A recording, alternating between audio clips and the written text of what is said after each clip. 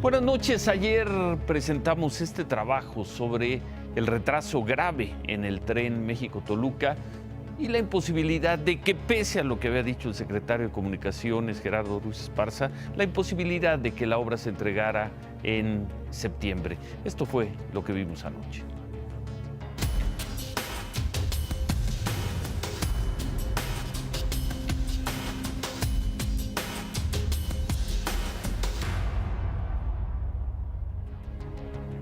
Esa es la realidad de una obra que no se podía inaugurar en septiembre. Hoy, en entrevista con Imagen Noticias, el presidente Peña Nieto reconoció que su gobierno no podrá entregar el tren México-Toluca.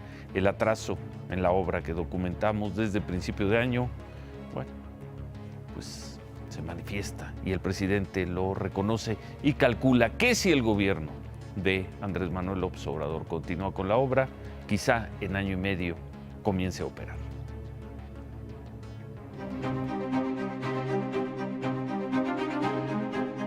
El México-Toluca, que es un gran proyecto para conectar dos importantes zonas metropolitanas. Muy lamentablemente no estará en la oportunidad de que yo le inaugure. Vamos a darle un año más, año y medio, si tú quieres.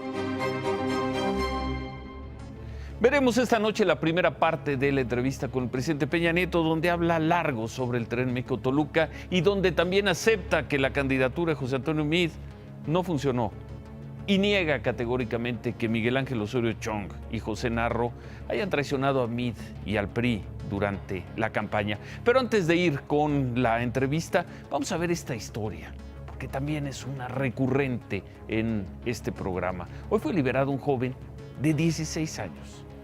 Intentó asaltar a un policía el lunes, esto en la colonia obrera de la Ciudad de México. El joven usó una pistola de juguete, quedó herido en el intento de asalto y después de todo quedó en libertad.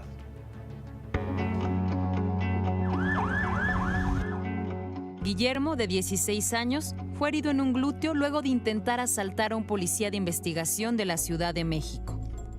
El intento de asalto ocurrió el lunes cerca de las 3 de la tarde en el cruce de la avenida Lorenzo Boturini y diagonal 20 de noviembre, en la colonia obrera, de acuerdo con el reporte de la Secretaría de Seguridad de la Ciudad de México. El policía, adscrito al área de recuperación de vehículos, realizaba el traslado de una camioneta cuando dos jóvenes se acercaron al vehículo y le arrebataron el celular. El policía bajó del auto, pero uno de los jóvenes lo amenazó con un arma.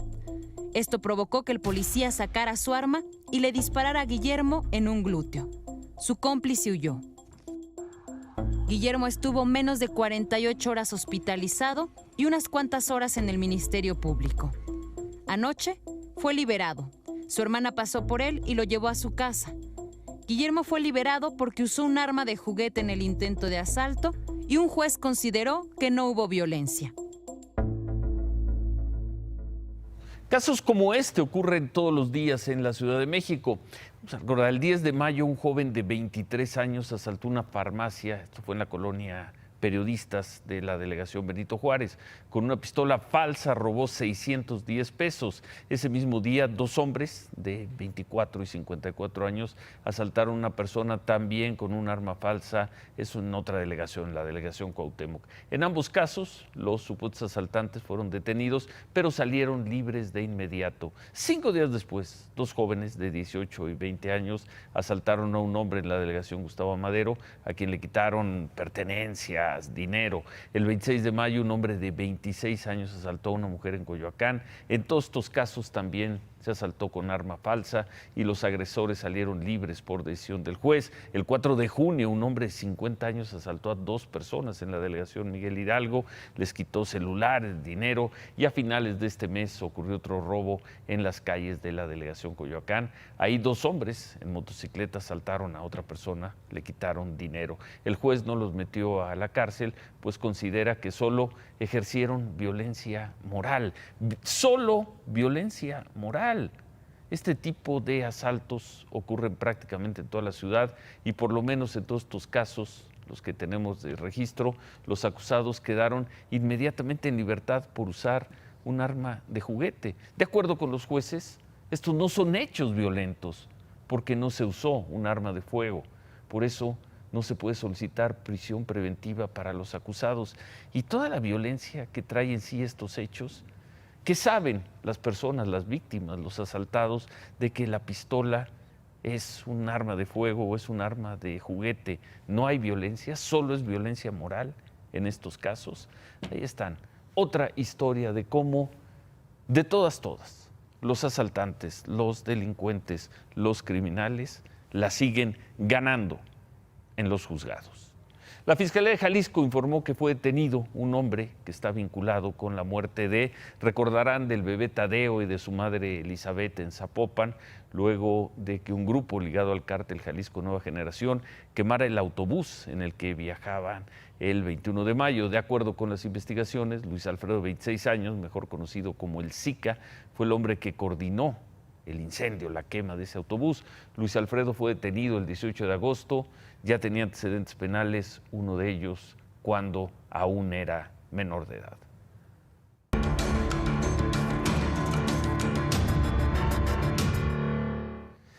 Anoche presentamos aquí un reportaje sobre los atrasos, el atraso monumental, dijimos ayer y lo repetimos esta noche, de la obra del tren México-Toluca, el tren interurbano. Hicimos un recorrido y constatamos que aquello era imposible, que como había dicho el secretario Gerardo Ruiz Esparza, era imposible que la obra se inaugurara en septiembre. Declaraciones que había hecho apenas unas semanas antes el secretario Gerardo Ruiz Esparza y que esta noche, lo podemos decir, fueron afirmaciones completamente fuera de la realidad, fueron afirmaciones tremendamente irresponsables.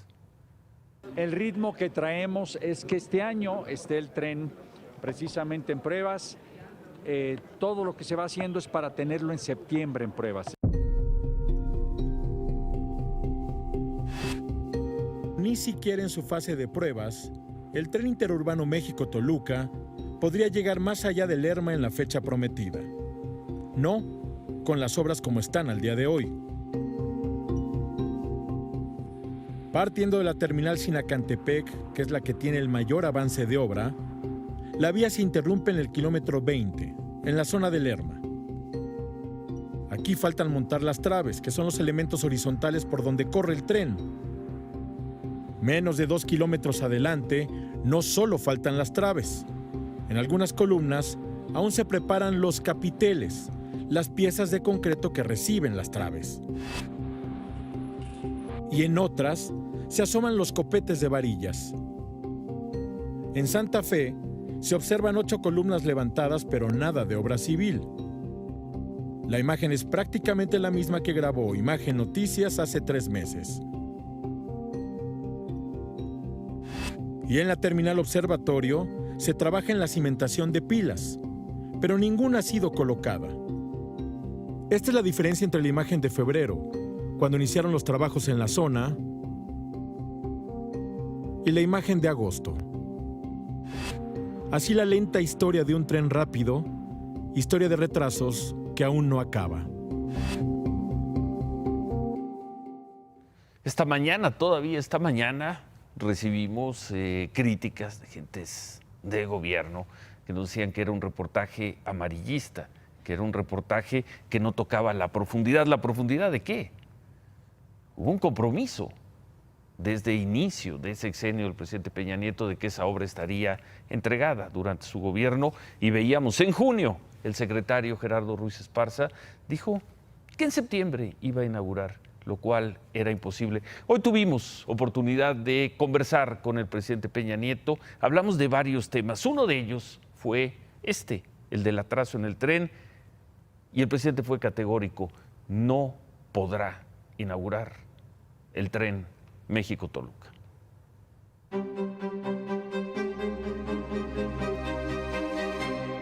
El México-Toluca. El México-Toluca, que es un gran proyecto para conectar 2 importantes zonas metropolitanas. La primera, que es la del Valle de México, y la quinta del país, que es la del Valle de Toluca. Un proyecto de gran calado que he recogido tus comentarios y es cierto. Muy atrasado. No muy atrasado, Ciro. Yo te diría, no, original, está atrasado. Hay zonas está atrasado que ni siquiera hay construcción. como puede ocurrir y ha ocurrido a varios proyectos que se realizan de este tamaño y nivel de infraestructura. Usted no va a poder inaugurar. No lo voy a inaugurar, Ciro, estaré kilómetro. haciendo una... No lo voy a poder inaugurar porque no estará operativo para cuando concluya mi administración. Y por supuesto que tuvimos contratiempos en la realización de esta obra. Sería bueno alguna vez algún reportaje de los varios contratiempos y adversarios que se presentan a los grandes proyectos de infraestructura. En este caso En este caso, el derecho de vía. Sí, No, los pero hicimos. vale la pena no hablar del reto que tiene el gobierno, sino quiénes son, quiénes están sí, detrás de, porque mucho en esto he observado en varios proyectos, mucho coyotaje, mucho advenedizo, mucho oportunista que frena obras de infraestructura de gran importancia y prácticamente se vuelven una auténtica o hace una verdadera extorsión para permitir que un proyecto pueda realizarse. Este proyecto del tren interurbano ha tenido contratiempos, efectivamente, y muy lamentablemente no estará en la oportunidad de que yo le inaugure. Sí quiero realizar una visita de supervisión a cómo va el proyecto. Yo espero que el gobierno lo retome. Yo lo he platicado con el presidente electo, que es un gran proyecto que de continuarse invirtiendo en él, creo yo, en muy poco tiempo, no en tantos años como he leído en algunas notas, creo que en muy poco tiempo, quizá en un año más a lo que originalmente se tenía previsto, pueda ser inaugurado. ¿Un año más? Finales del próximo año, si se continuara trabajando. Vamos a darle un al año ritmo de- más, año y medio, si tú quieres, porque va a ser un año más y luego tienes que realizar pruebas para poder operar, porque algo tienes que asegurar en la operación de un tren de esta dimensión, que es seguridad para los usuarios. Entonces es un año más que nuestra proyección que hacemos pueda llevarse para la conclusión de la obra y quizás 6 meses de pruebas operativas ya en el tramo completo en el que habrá de operar este tren. Queda claro, entonces, y queda la pregunta esta noche, ¿con qué información y con qué seriedad habló en junio el secretario Ruiz Esparza? ¿No sabía el secretario Ruiz Esparza que el atraso era de estas dimensiones? ¿No lo sabía en junio? ¿Cuántas palabras más estarán diciendo funcionarios de este gobierno a punto de terminar que no se corresponden con la realidad? Se agradece, y se agradece periodísticamente la honestidad del presidente Peña Nieto al decir año y medio, sí se continúan los trabajos. ¿De dónde entonces el secretario Ruiz Esparza sacó en junio? ¿Hace cuánto fue junio? Estamos hablando de unas cuantas semanas. ¿De dónde sacó el secretario Ruiz Esparza de que en septiembre iba a estar inaugurada la obra? Una mentira total, completa del secretario Ruiz Esparza, una mentira a los ciudadanos y una mentira al presidente de la República, una mentira a Enrique Peña Nieto. Hablamos también con el presidente sobre algunos elementos, algunos factores hechos de la campaña, sobre los malos resultados. Hablamos sobre José Antonio Meade y el presidente Peña Nieto dijo que no funcionó, reconoció que no funcionó la candidatura de Meade y dijo que ni Miguel Ángel Osorio Chong ni José Narro, que también fueron precandidatos en el PRI, traicionaron a Meade ni al partido. Parte de lo que nos dijo sobre este asunto, sobre el PRI, el candidato del PRI y los priistas en la elección del 1 de julio, el presidente Peña Nieto. 20% de popularidad para usted en las encuestas. ¿El presidente Peña Nieto fue el principal factor de la derrota del PRI en esta elección? Pues mira, obviamente quienes son detractores de tu servidor así lo podrán apreciar. Yo creo que no es así. Mi consideración personal es que no. Y yo creo que hoy en el mundo la actuación de un jefe de Estado, la verdad, el rigor que hay de la sociedad en los términos de evaluar a un presidente, pues vamos observando que no son exactamente iguales a las que había en el pasado. Hoy observarás, no solo en México, sino en todas partes del mundo prácticamente, los niveles de aprobación que tiene un gobernante pues son muy menores a las que tenían los gobernantes en el pasado. No fue el factor Peña Nieto. La derrota no es el factor Peña Nieto. No, yo lo atribuiría al desgaste del ejercicio del gobierno. Sin duda, la opción política que hoy está en el gobierno se desgasta en el ejercicio del gobierno. Atribuyo también que hoy hay un clima antisistémico en el mundo, donde los partidos políticos tradicionales han dejado de tener respaldo.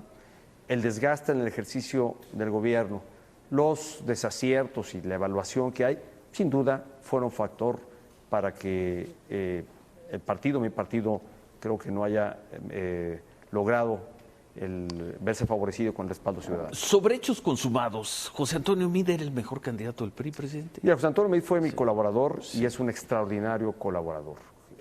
Fue una gente formada, con una larga trayectoria en el servicio público, y creo que el PRI entonces, precisamente consciente del desgaste, tenía que buscar una opción no tradicional, una opción que fuera distinta de alguien de priismo puro. Y precisamente por eso modificó sus estatutos. Pero no funcionó. Para dar espacio a tener candidatos ciudadanos. En este caso no funcionó. Lamentablemente no funcionó para quien es seguidor del priismo. Pero al final de cuentas, creo que es sano en democracia el que haya hoy un gobierno electo con un amplio respaldo social y evidentemente con una gran expectativa generada entre quienes confiaron y dieron su voto a esta opción política. Opinión de periodista observando los hechos, queda la percepción de que dos personajes importantes, el secretario de Gobernación Miguel Ángel Osorio Chong y el secretario de Salud José Narro, no fueron institucionales, no se sumaron a la candidatura y al proyecto con la fuerza que un momento como el que se avecinaba parecía indicar. Mira, yo observé y aprecié algo distinto. Yo observé más bien de parte de ambos una actitud muy institucional, sí de respaldo al proyecto que el PRI estaba impulsando, que impulsó en esta elección, y eso es lo que yo aprecio. Evidentemente habrá, mira, en política como en todos los ámbitos hay quienes puedan coincidir con esta visión, la que te estoy compartiendo, o quienes tengan otra, pero mi óptica, lo que yo vi, lo que observé, lo que conocí de lo que cada uno estaba desempeñando en su tarea, fue de absoluto respaldo al candidato que postuló mi partido. Nada que reclamarle a ninguno de los Absolutamente dos. nada. Nada. No nada. Veremos esa reclamación nada, en un libro de historia de Enrique Peña Nieto. Nada que reclamar. A ninguno de los dos. Ni antes ni ahora. No tengo ningún reclamo yo que hacer. Para Osorio Chong, para José Narro. Yo creo que el PRI tomó una decisión, postuló un candidato muy sólido, con una gran formación, extraordinario servidor público, y pues fue la competencia. Y en democracia se gana y se pierde. Y en este caso nos tocó perder. No funcionó la candidatura de José Antonio Meade y Miguel Ángel Osorio Chong ni José Narro, precandidatos del PRI a la presidencia. Ninguno de los dos le falló al partido ni le falló a José Antonio Meade, de acuerdo con el presidente Peña Nieto. Mañana vamos a transmitir otra parte de la entrevista con el presidente Peña Nieto. Mañana el presidente Peña Nieto va a hablar sobre López Obrador y va a hablar sobre cómo él imagina que va a ser su futuro. Mañana va a responder a la pregunta de si no teme un linchamiento por parte de Andrés Manuel López Obrador, y mañana responde a la pregunta de qué tan buen presidente fue Enrique Peña Nieto. Mañana, aquí.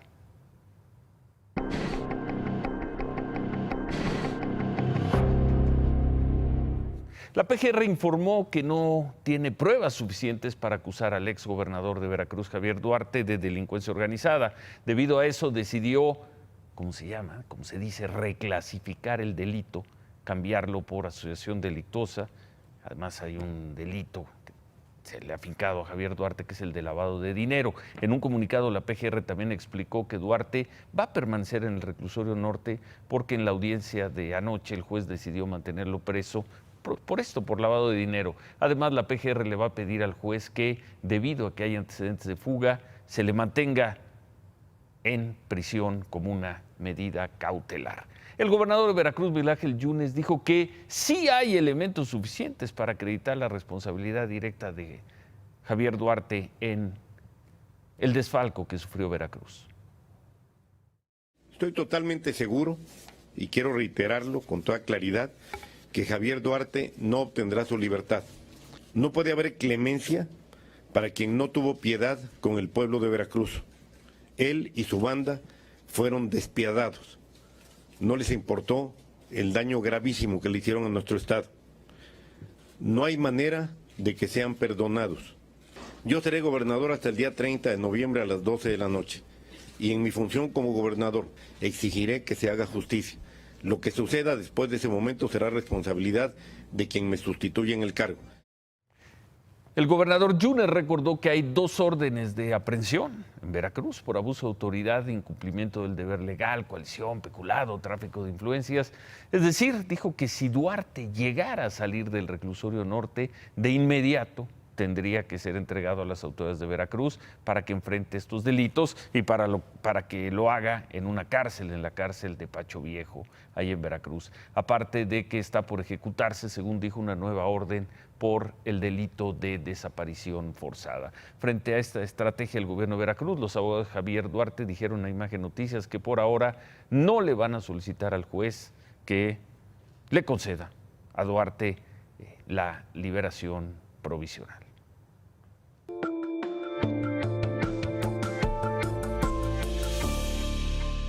El presidente electo Andrés Manuel López Obrador escribió esta noche en tuit: me reuní con el general Salvador Cienfuegos, con el secretario de Defensa, me dio sus puntos de vista sobre el grave problema de la violencia y las alternativas. Le reiteré que el próximo secretario de Defensa va a ser un militar en activo del más alto rango, honesto y leal a la patria.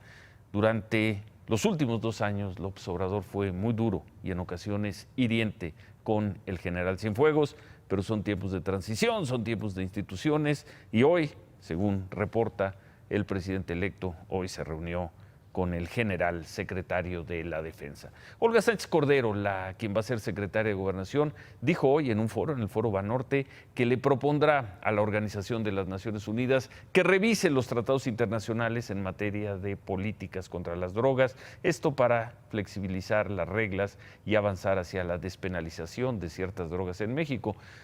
Luego dio más detalles.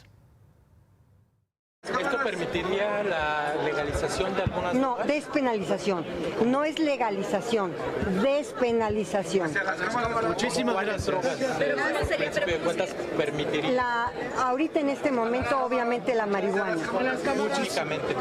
En este momento la marihuana y en un futuro, de la mano con Naciones Unidas, podríamos hablar de la amapola con fines estrictamente medicinales. En este foro, Gerardo Esquivel, quien va a ser el próximo subsecretario de Egresos, explicó cómo serán las medidas de austeridad en el gobierno de López Obrador. De entrada dijo que esperan ahorrar hasta 400,000 millones de pesos para el próximo año. Dijo que van a reducir programas sociales, que van a centralizar las compras de gobierno y que los ajustes presupuestarios más notorios se van a ver en la asignación de recursos para los estados. Además, el próximo jefe de la Oficina de la Presidencia, Alfonso Romo, se comprometió a que se van a crear más empresas. El reto de esta administración es que al México moderno le demos toda la confianza de que México se va a convertir en un paraíso de la inversión. Pero como no quiere más deuda y como tenemos que autofinanciar muchos de los proyectos que se han mencionado, ¿quién va a ser el motor? Pues el sector privado, nacional y extranjero, porque pues no va a haber. Tenemos muchos rezagos sociales que hay que atender, donde los recursos deben ir dirigidos. En este foro también estuvo el ingeniero Javier Jiménez Espriu, futuro secretario de Comunicaciones y Transportes. Anunció que la consulta sobre el nuevo aeropuerto va a ser, ya le pusieron fecha, día, el último domingo de octubre, el domingo 28. López Obrador recibió esta tarde de la comunidad científica un documento con 83 propuestas para elaborar un plan de política en ciencia, tecnología e innovación. Pidió al sector privado que invierta también en estas áreas, ofreció apoyo a la investigación, pero no dijo cuánto piensa invertir, a pesar de que el rector de la UNAM, Enrique Graue, recordó que el actual gobierno federal destinó menos de la mitad del dinero que ofreció pues, cuando comenzó funciones. Vamos a garantizar que la aportación en el presupuesto para ciencia y tecnología aumente, que en el peor de los casos, y ese es el compromiso que hago con ustedes, porque vamos a enfrentar una situación difícil, que en el peor de los casos no se reduzca, que en términos reales se mantenga. Bueno, la Asociación Civil Mexicanos Primero dijo que eliminar la reforma educativa no va a solucionar nada, que lo que hay que hacer es mejorarla. El presidente de Mexicanos Primero, David Calderón, pidió al presidente electo Andrés Manuel López Obrador explicar cómo va a instrumentar su programa educativo si se elimina la reforma. Hoy también reapareció Margarita Zavala, estuvo en Monterrey en un mitin que encabezaron Felipe Jesús Cantú y Pedro Garza frente al Tribunal Electoral de Nuevo León para impugnar la anulación de sus triunfos en las alcaldías de Monterrey y Guadalupe. Bueno, ahí hay que recordar, el Tribunal de Nuevo León cambió los resultados y lo que era un triunfo del PAN se convirtió en triunfos del PRI. Fue una manifestación de panistas, estuvo Margarita Zavala, quien hay que recordar, el año pasado renunció al PAN. Ella dijo que acudió para defender la democracia y el voto de los ciudadanos. El senador electo del Movimiento Ciudadano, Samuel García, asistió esta noche al Estadio Universitario de Nuevo León. Ahí jugaron los Tigres. Samuel García publicó una foto donde se le ve sin la camiseta de los Tigres. Luego escribió: sin camisa, sin marcas, sigo apoyando a mi equipo. Fue una manera de protestar contra el fallo del Tribunal Electoral, que pidió al INE volver a fiscalizar sus gastos de campaña por haber usado, pues por haberse atrevido a ponerse las camisetas de los Tigres y de la selección mexicana. Por cierto, el director adjunto del Instituto Mexicano de la Propiedad Industrial, Alfredo Rendón, dijo en entrevista con Imagen Radio que a las marcas comerciales también les afecta que las relacionen con campañas políticas. A una marca le afecta cualquier cosa, ¿eh? Un lote malo de producto le afecta, una mala campaña le afecta, el asociarse con algún tipo de personaje le puede afectar. Sin duda le afecta o le beneficia. Sí tiene un impacto directo. Las marcas son muy, muy sensibles, por llamarlo de alguna manera. Bueno, y por quinta semana consecutiva se reunieron en Washington los representantes de México y Estados Unidos. Siguen las renegociaciones del Tratado de Libre Comercio. La oficina del representante de Estados Unidos dijo que siguen pendientes varios temas, que no va a haber ningún tipo de anuncio pronto. Esto contrario a versiones que ocurrieron ayer de que mañana jueves podría firmarse el acuerdo del Tratado de Libre Comercio. El secretario de Economía, Ildefonso Guajardo, dijo esto. Breakthrough is really when you finish everything is on the table. But we'll hope that we'll have a solution in the next couple of hours or a couple of days. But let me frame it very clearly. What we're doing here is trying to get and solve the issues that are most important between the U.S. and Mexico. That will lead to a trilateral meeting with Canada. I think that the handshake happens when everybody's done. Es imposible pensar en que va a haber una firma del Tratado de Libre Comercio de América del Norte, porque Estados Unidos y Canadá no se dirigen la palabra. Quizá están en el peor momento de las relaciones diplomáticas de su historia, pero lo que sí está haciendo el gobierno mexicano es avanzar en los temas que tiene con los Estados Unidos. Hubo reunión hoy en la mañana, hoy en la noche, y van a seguir negociando. Y lo que está buscando el gobierno mexicano es avanzar en todos los temas que tiene con los Estados Unidos. Que una vez que terminen, que posiblemente se den la mano, que eso es lo que quiere el gobierno de Estados Unidos, que diga que ya tienen un acuerdo, porque hay que recordar que Trump quiere un tratado de libre comercio bilateral con México, otro con Canadá, y así irse país por país en el mundo. Entonces lo que está buscando Estados Unidos es eso. México avanza en sus temas, esperan que después Canadá y Estados Unidos se hablen, se arreglen, y después reunirse todos y tener un tratado trilateral. Eso es lo que está pasando. ¿Que se puede llegar a un acuerdo en los temas México-Estados Unidos? Sí. Podría ser, como dice Guajardo, en 2 horas o en 2 semanas. Pero el tema de fondo es, ¿en qué momento va a regresar Canadá a la mesa?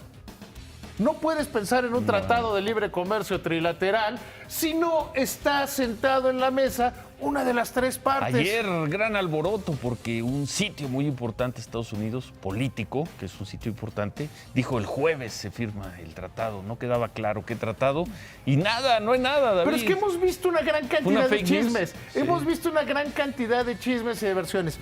Que si Estados Unidos ya retiró la norma agrícola, que si ya retiró la cláusula 11, que además también es inverosímil. No te quitas cartas de negociación cuando estás negociando.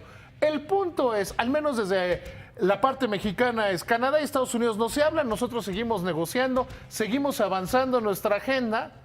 ¿Qué diría la prensa mexicana? ¿Qué dirían muchos mexicanos si Canadá y Estados Unidos estuvieran haciendo eso y abrieran a México? Oye, no, terrible. Antes de que remates, tuvo que salir el presidente Peña Nieto a decir, 1 año y medio le falta a la obra. Gerardo Ruiz Esparza, el secretario, dijo en junio que la obra iba a estar lista Ruiz en Esparza.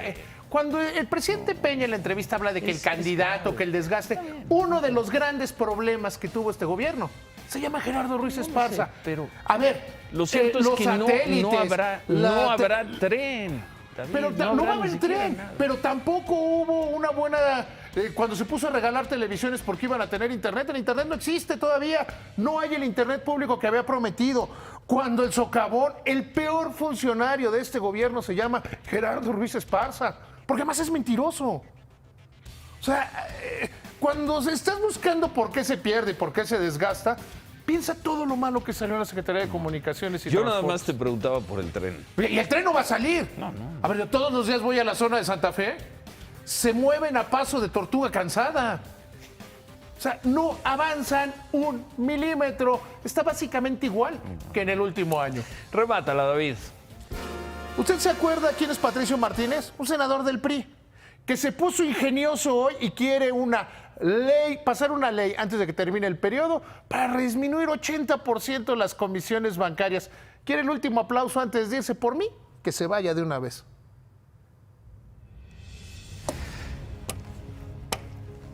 Javier, ya sé de qué vas a hablar al rato. Sí, no entiendo a David hablando de ese tren. El único tren que vale la pena en este momento es Cruz Azul, la máquina líder invicto del campeonato. Querido amigo, siempre Cruz Azul les hacen lo mismo, ustedes que son Cruz Azulinos. Lo suben y luego los dejan caer. Tú dijiste que López Obrador la iba a Cruz Azulear y mira, ganó con el 53%. Ya es la única esperanza que les queda a los dos. Bueno, ocurrió en el 2018 y puede volver a ocurrir. ¿Cómo? Puede ocurrir en el 2018. Bueno, que no la Cruz Azulee. Ya le dije yo a David, Cruz Azul mínimo está en semifinales. Si no es que más. Va a llegar a la final y la va a perder para que les duela más a todos los que le van a Cruz Azul. Me imagino que de eso vas a hablar ahora que regresen. Con el berrinche del Piojo Herrera regresamos porque la América perdió y feo contra el León. Veremos los goles de la jornada. Volvemos con eso ya sin David Páramo. Adiós, David. Ya sin David Páramo y algo más sobre lo que nos dijo el presidente Peña Nieto. Volvemos.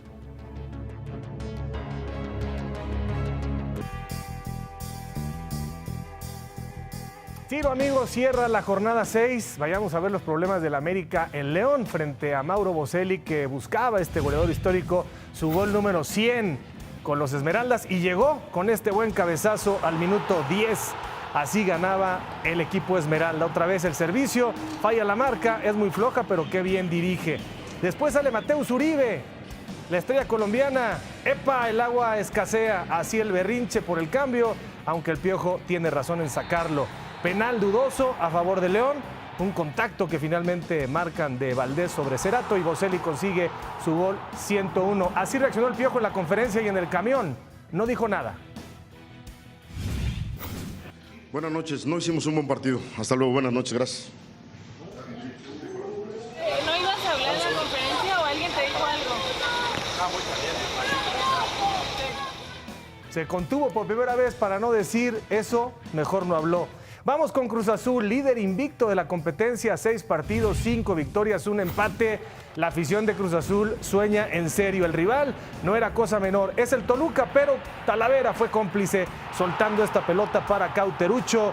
Cruz Azul va a tener su prueba de fuego el próximo domingo cuando visite la cancha del campeón Santos. Ahí sí tendrán que demostrar de qué están hechos. ¿Pero está jugando bien Cruz Azul, Javier? Yo creo que todavía falta ir un 70% del potencial, pero con eso está alcanzando. Tiene banca, tiene mística, tiene director técnico, tiene afición, están todos los astros alineados y por supuesto mi fe que está puesta incondicionalmente. Ya lo verá Ciro. Lobos WAP, vamos a ver qué pasa con este equipo que a diferencia de la máquina pues está desahuciado, recibiendo a Monterrey. Rayados es candidato al título indiscutiblemente. Aquí está Celso Ortiz, el paraguayo, así consiguiendo al minuto 11 la primera anotación. Kasim, el inglés, va a reaccionar para Lobos y tuvo que trabajar horas extra el equipo de Diego Alonso para ganar el partido. Esta es la anotación del empate por parte del británico, pelota a la deriva, rebote y de cabeza. Y en el minuto 3 de compensación, Nicolás Sánchez, el argentino, que es un defensor, está haciendo los goles para Rayados. Así llegó el gol de la victoria para Rayados, que es candidato al título. Buen agarrón en la frontera, Tijuana contra Santos en el penúltimo partido de la jornada 6. Brian Lozano, el uruguayo, ex del América, por cierto, hace una gran culminación de la pared a 2 minutos de otra gran llegada de parte de Santos, la primera anotación del partido. Diego González, el argentino, empata para Xolos, me gustaría decir el mexicano, pero los puestos de ataque están ocupados por foráneos. Luego Castillo al 87, en los últimos 4 minutos cayeron otros 2 goles. Castillo parecía darle al equipo fronterizo que juega en cancha artificial la victoria, pero Julio Furch, que está encendido, alcanza a rescatar el centro por parte del ecuatoriano Eduardo Preciado, 2-2. Y los Tigres hicieron pedazos al Tiburón, lo hicieron ceviche. El Veracruz está completamente desarmado esta temporada. Javier Aquino al minuto 22. De todas las circunstancias se dieron los goles. Después un par del francés Guignac, minuto 52. El francés está listo siempre a la cita para definir las acciones. Aquí está el 2-0. Vean el cañonazo desde donde el portero alcanza a rozarla. El tercero va a ser de Guignac al minuto 81. Ve la repetición de cómo deja ir toda la pierna y el portero está cerca de sacarla. Aquí está el tercero por parte del francés. Y el cuarto, finalmente, Edu Vargas, que falló uno de los penales, aprovecha el rebote y llega pleno para la cuarta anotación. Pues así, Ciro, soñamos los aficionados cementeros. Regrésate al tren, regrésate al vagón, todavía hay tiempo para algunos rebeldes como Paco Sea, como tú, como León Krause, muchos que se están bajando. Este es el bueno, este es el año. Está bueno. Gracias, Javier. Hacemos una pausa y al regresar algo más de la entrevista que tuvimos con el presidente Peña Nieto. Entrevista que, por cierto, se va a publicar mañana completa en la edición de Excelsior. Volvemos.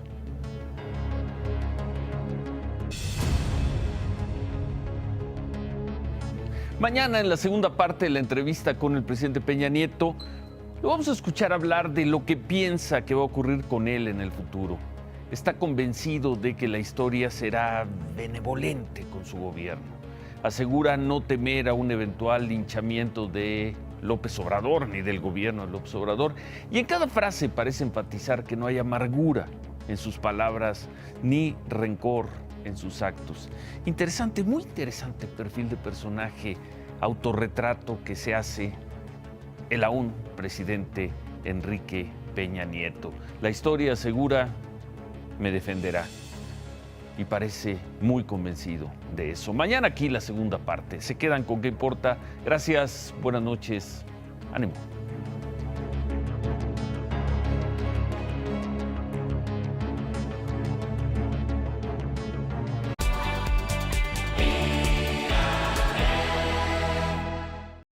Imagen Noticias con Ciro Gómez Leiva, lunes a viernes 10:30 p.m. Participa en Imagen Televisión.